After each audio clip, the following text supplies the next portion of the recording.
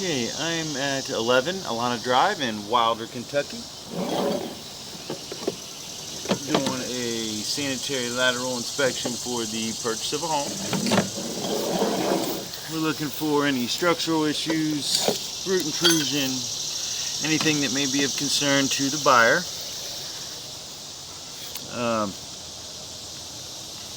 Our access point is an outside clean out in the rear. I'll show you. Here is the clean out. There's also another one that they have a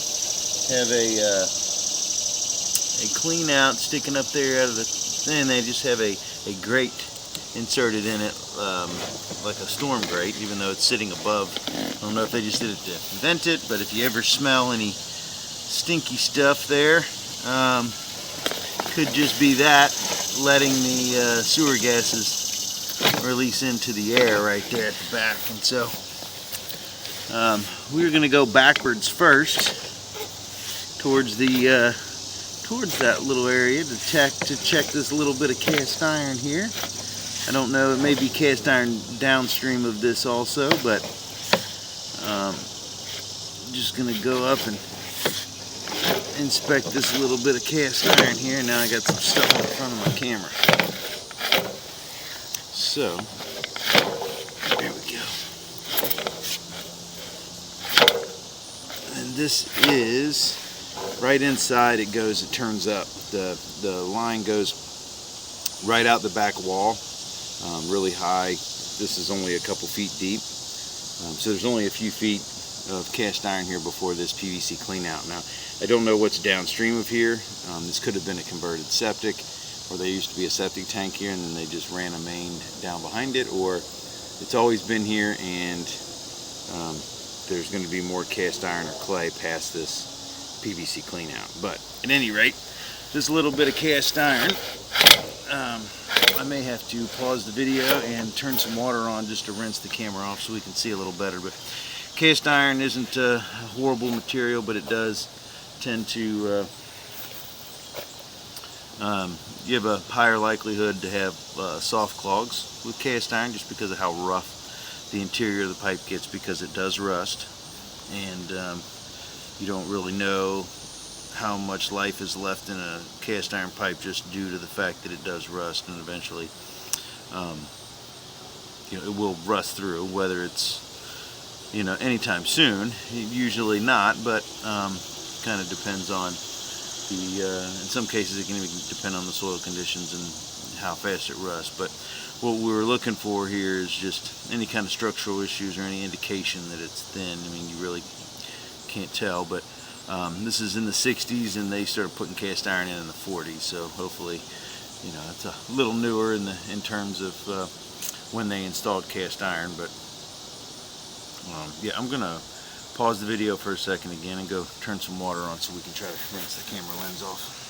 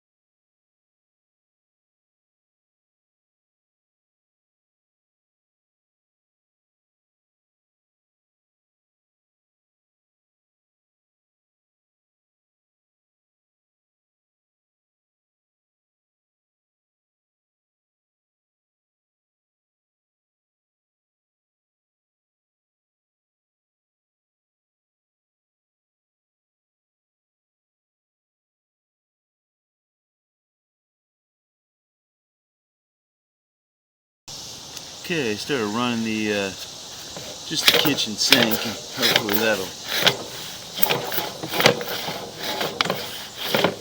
get enough water in the line that'll help. There we go.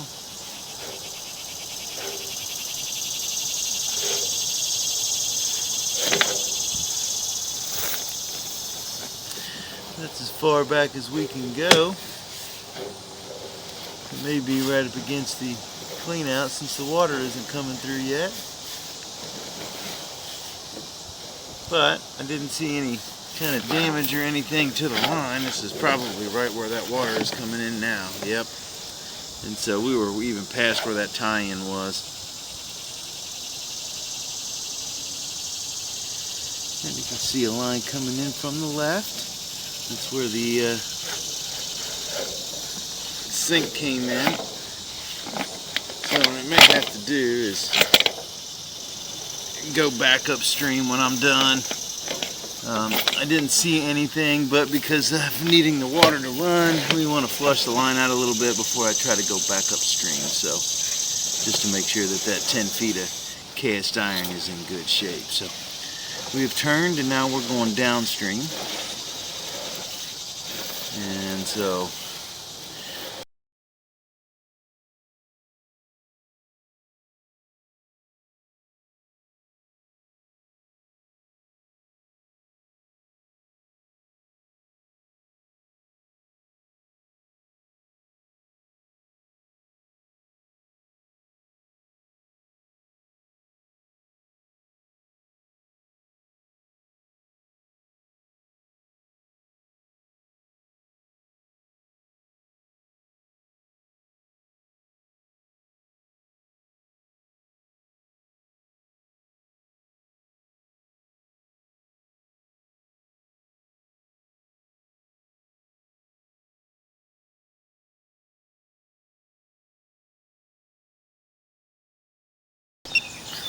okay, there's a manhole just inside.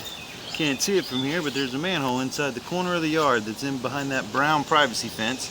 If you're standing on the back porch and facing out towards the backyard, it's to the right of the property line, and it is in that in the neighbor's yard.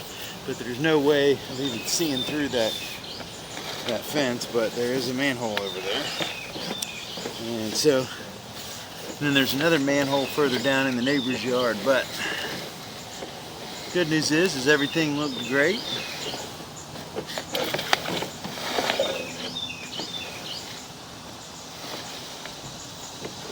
There's no issues found at all as we were pushing out. And we'll obviously continue the inspection as we pull back, but the line looks really good. And then, like I mentioned, I'll try to turn the water off once I know that the camera's clear. And then we'll go back upstream and just check this little bit of cast iron here. It's 10 feet or so. I didn't see anything on the first pass, but obviously, without it being extremely clear, you don't want to. It'd be nice to make a second pass without all the stuff on the camera.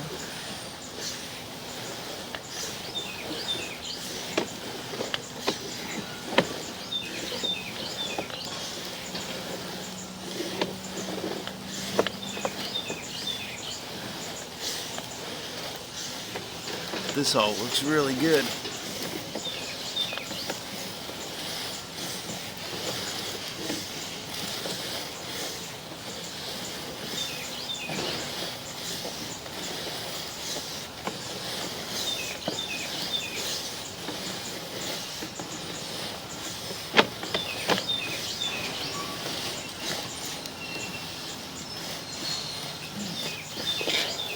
Getting pretty close up to the clean out here, and here we are. So again, I'm going to turn and go upstream just to check this little bit of pipe here, and hopefully we can see even with the water flowing.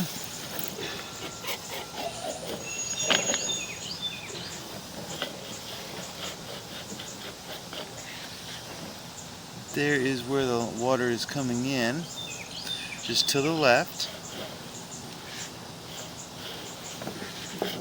And then this this is where we were.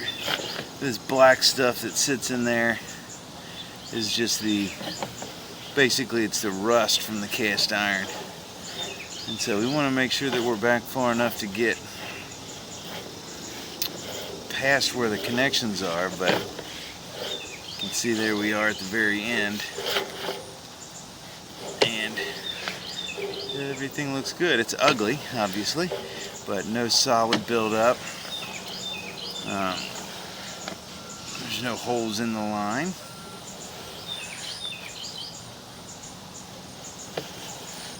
Just a little rusted through there, a little rusted in, but all the lines come in here to the left, and so we were actually behind where the water flows in. And so the sewer line looks great. Didn't see anything of any concern. Again, as we talked about with the cast iron, it is a little more, even with that little bit, it's not as common, but you know, no wet wipes, paper towels, anything that's not supposed to go down a toilet should not go, because of the nature of cast iron. Like I mentioned, with the wet wipes do not break down like toilet paper, and so if they do catch on that, you know, on the rusty, rough inside edge of the pipe, they can catch and cause what they call soft clogs. It's kind of like clogging a toilet, where it's a buildup of paper, you know, paper and stuff like that. And so you want to make sure you're using regular toilet paper, stuff that breaks down when it sits in water, not wet wipes that, no matter if it says flushable or not, they should not be flushed down a toilet. Again, they don't break down like toilet paper, and that's the reason why toilet paper is designed that way, so that it breaks down in the water as it sits there, and then if it does catch on anything, it will usually disintegrate eventually and just flow on down the line. So, but yeah, the line looked great. I didn't see any structural issues or anything of any concern, so that'll end the inspection at 11 Alanna Drive in Wilder, Kentucky.